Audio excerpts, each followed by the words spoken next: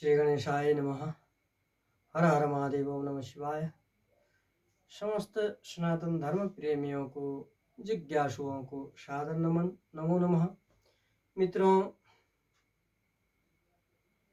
आज हम ज्योतिष संबंधी भावों के कारक कौन कौन ग्रह होते हैं, किस भाव के कारक कौन ग्रह होता है, इसके बारे में चर्चा करते हैं। अब भावों के बारे में तो हमने इससे पहले ही विस्तृत रूप में, डिटेल रूप में चर्चा करके वीडियो डाल रखा है। अतः भाव समझ में ना आए तो आप हमारे सनातन धर्म पथ एस्ट्रो त्रियुगा यूट्यूब चैनल के माध्यम से उस वीडियो को देख सकते हैं और समझ सकते हैं। भावों की जानकारी वहाँ से ले सकते हैं। इसीलिए मैंने भावों की व्याख्या पहले ही कर दी थी, क्योंकि अब भावों में हम ज़्यादा चर्चा नहीं करेंगे। केवल भावों से रिलेटेड अन्य विषय वस्तु को ही चर्चा के विषय में शामिल करेंगे। अतः आज हम भावों के कारक ग्रहों के बारे में चर्चा करते हैं।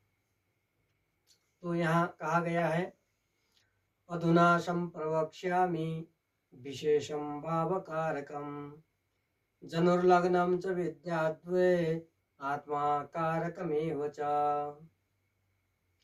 अब यहाँ भावों के कारक कौन है उसके बारे में चर्चा करते हैं। जन्म लग्न आत्मकारक होता है, यह यहाँ कहा गया है। अब जन्म लग्न क्या है इसके बारे में भी पहले ही चर्चा कर चुके हैं, तो इसके बारे में डिटेल आपको चाहिए तो हमारे YouTube चैनल के माध्यम से आप देख सकते हैं। पता चल जाएगा कि लग्न क्या है, कौन सा लग्न है। तो लग्न क्या है कि आत्म का कारक होता है। आत्म मीन्स जातक जातिकाओं का शरीर, तन, तो उसके संबंधी, जातक के संबंधी, उसके बारे में। तो जातक के कारक होता है, तन के कारक होते हैं, आत्म के कारक होते हैं लग्न भाव। फिर आगे चलते हैं। धन भावम बीजानीयाद दारकारकमेव च एकादश ज्येष्ठ भ्राता तो तृतीय च कनिष्ठका। एकादशे ज्येष्ठ भ्रातु तृतीय च कनिष्ठका।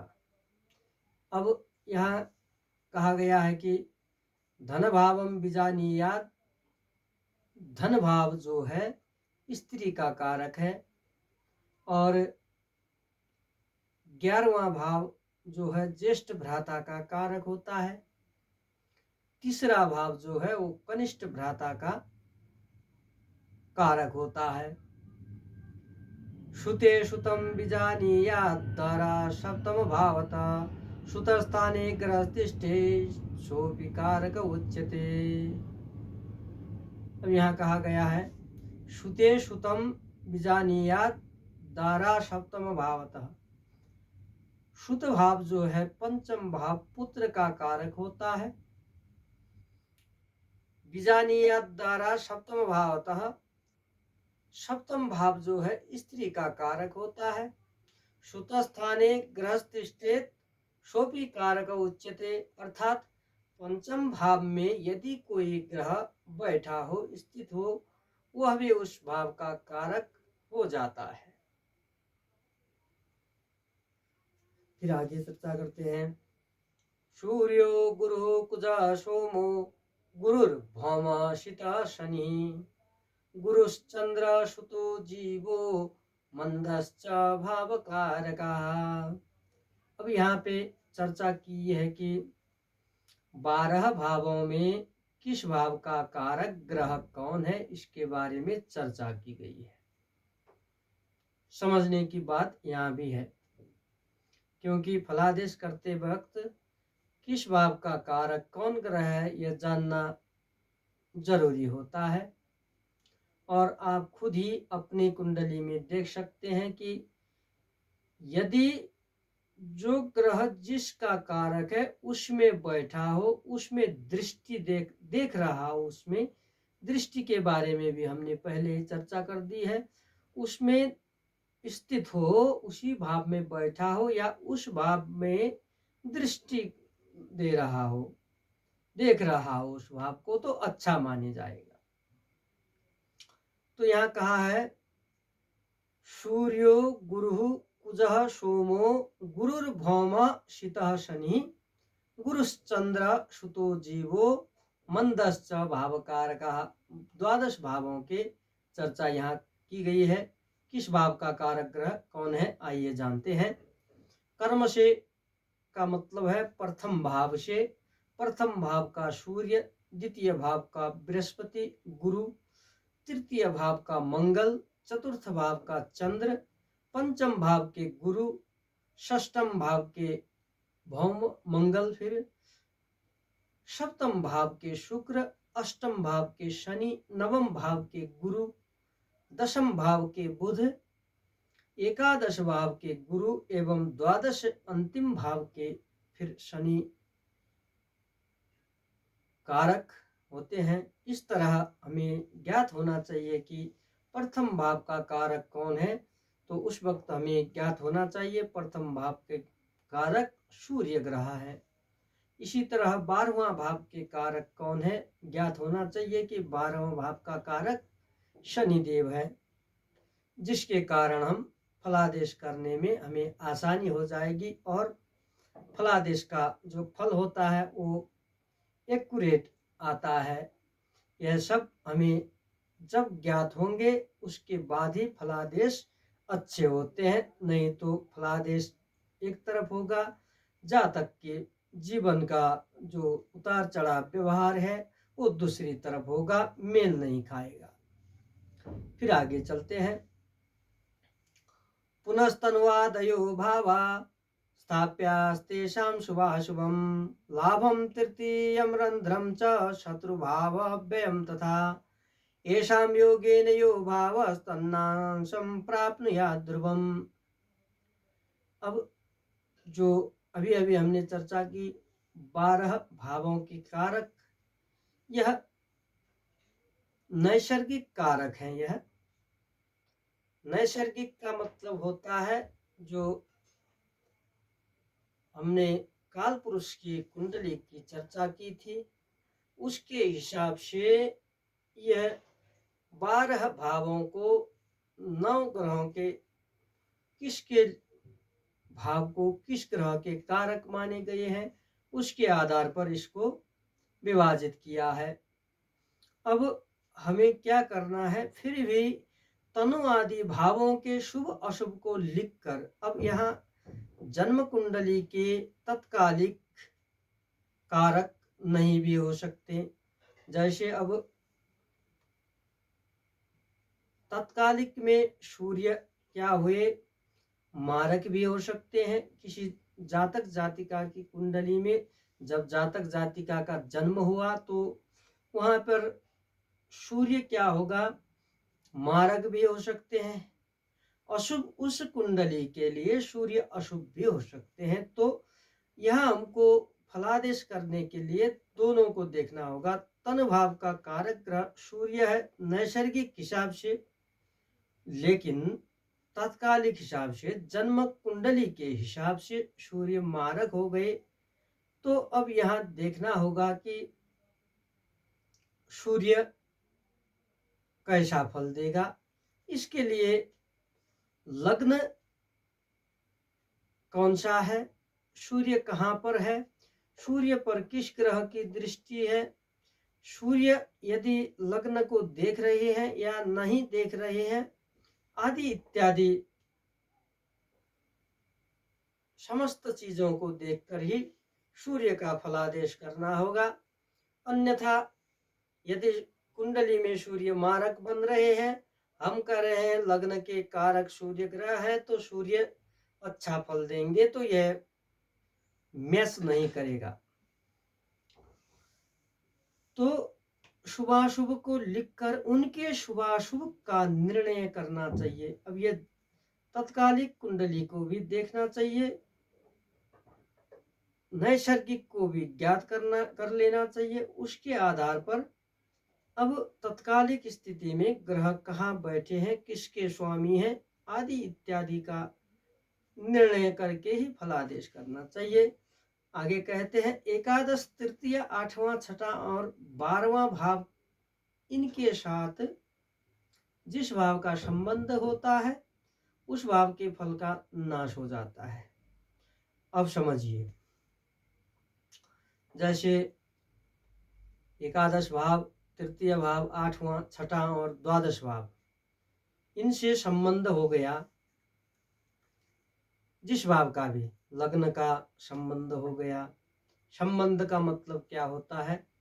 लग्न का स्वामी वहां पे बैठ गया, एक तो वो संबंध हो गया। लग्न का स्वामी जो है छठा भाव में बैठ गया, आठवां में बैठ गया, 12वां में बैठ गया, तीसरे में बैठ गया, एकादश में बैठ गया।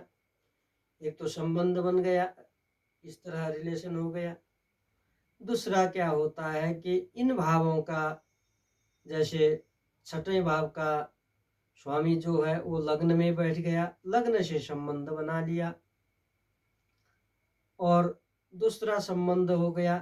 तीसरा संबंध यह भी हो सकता है कि लग्न के स्वामी और छठे भाव के स्वामी एक ही स्थान पे बैठे हों, किसी दूसरे स्थान पे, वहां भी संबंध बन गया छोटा मोटा।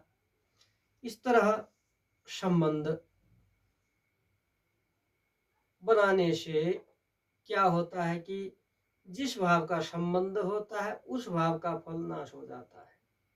लग्न का संबंध हुआ तो लग्न का फल नाश हो जाएगा। अब आगे चलते हैं। चत्वारो राशयो भद्रा केंद्र कोण शुभावः तेषां संयोग मात्रेण अशुभोपि शुभो भवेत्। केंद्र और कोण। अब केंद्र लग्न, चतुर्थ, सप्तम एवं दशम भाव को केंद्र कहते हैं। लग्न को त्रिकोण भी कहते हैं और पंचम भाव और नवम भाव को भी त्रिकोण कहा जाता है। यह भाव शुभ भाव होते हैं। यदि यहाँ कहा गया है केंद्र और कोण में, कोण के यह भाव शुभद होते हैं, जो कहा है अच्छे भाव माने जाते हैं केंद्र और कोण, तो इनके संयोग से जो भाव हो वह अशुभ होने पर भी शुभद हो जाता है। जैसे इनसे संबंध, इनके स्वामी से संबंध, इन भावों से संबंध बनाने से अशुभ हो तो भी शुभद फल देगा, शुभद होगा।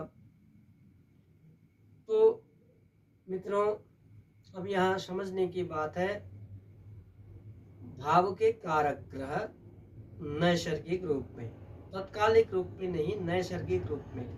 तत्कालिक रूप में तो अब देखना पड़ेगा, जैसे कारक तो होंगे ही। जैसे अब उदाहरण के लिए सूर्य प्रथम भाव के कारक माने गए, सूर्य प्रथम भाव के लिए कारक तो है, लेकिन हुआ क्या, जातक की जन्म कुंडली में अगर सूर्य द्वादश भाव में चले गए और राहु के साथ बैठ गए, राहु के साथ, अब यहाँ एक तो क्या देखना चाहिए, तात्कालिक हिसाब से सूर्य किस भाव के मालिक हैं, किस भाव के स्वामी हैं। अब यहाँ देखिए, अब सूर्य नवम भाव के स्वामी है। उदाहरण के लिए, यह कोई किसी की कुंडली नहीं है, सूर्य नवम भाव के स्वामी है, द्वादश में राहु के साथ बैठ गए। और नैसर्गिक रूप में सूर्य क्या है? लग्न के कारक है। अब नवम भाव किसका कारक है? गुरु का कारक है। गुरु है नवम भाव के कारक। अब नवम भाव के स्वामी कौन हुए तत्कालिक स्थिति में? सूर्य हुए। तो सूर्य देव कहाँ गए? द्वादश भाव में गए। अब यहाँ देखना है कि लग्न के कारक है, नवम भाव के स्वामी है, वो तो बहुत अच्छा हुआ। लग्न के कारक नवम भाव के स्वामी, अच्छा हुआ उसमें। लेकिन हुआ क्या? द्वादश भाव में जाके बैठे और राहु के साथ बैठे। तो उससे क्या हो गया? सूर्य का जो शुभता था उसमें थोड़ा माइनस हो गया। एक दूसरा क्या होगा कि जातक का भाग्योदय अपने जन्म स्थान से दूर जाके होगा। जातक प्रगति तब करेगा जब वो अपने जन्म स्थान को छोड़कर दूर चला जाए, उसके बाद ही जातक की उन्नति होगी, प्रगति होगी। इस तरह हमने फलादेश करना है। इसके लिए हमें शुरू प्रथम चरण से ही, जैसे ग्रह कितने होते हैं, राशियां कितनी होती हैं, नक्षत्र कितने होते हैं, यह सब याद होना हमें। और अब इसके बाद हम चर्चा करेंगे कि एक राशि में कितने नक्षत्र होते हैं, नाम कैसे रखा जाता है, पहला अक्षर नक्षत्र के किस चरण में आता है, इसके बारे में भी चर्चा करेंगे। अभी के लिए, आज के लिए इतना ही। अगर आपको मेरा यह कार्य पसंद आया तो कृपा करके लाइक, शेयर एवं सब्सक्राइब, क्योंकि आपके एक सब्सक्राइब की ज़रूरत मुझे भी है। अतः सब्सक्राइब ज़रूर कीजिएगा। अभी के लिए जय जय श्री राधे श्याम, हर हर महादेव, ओम नमः शिवाय।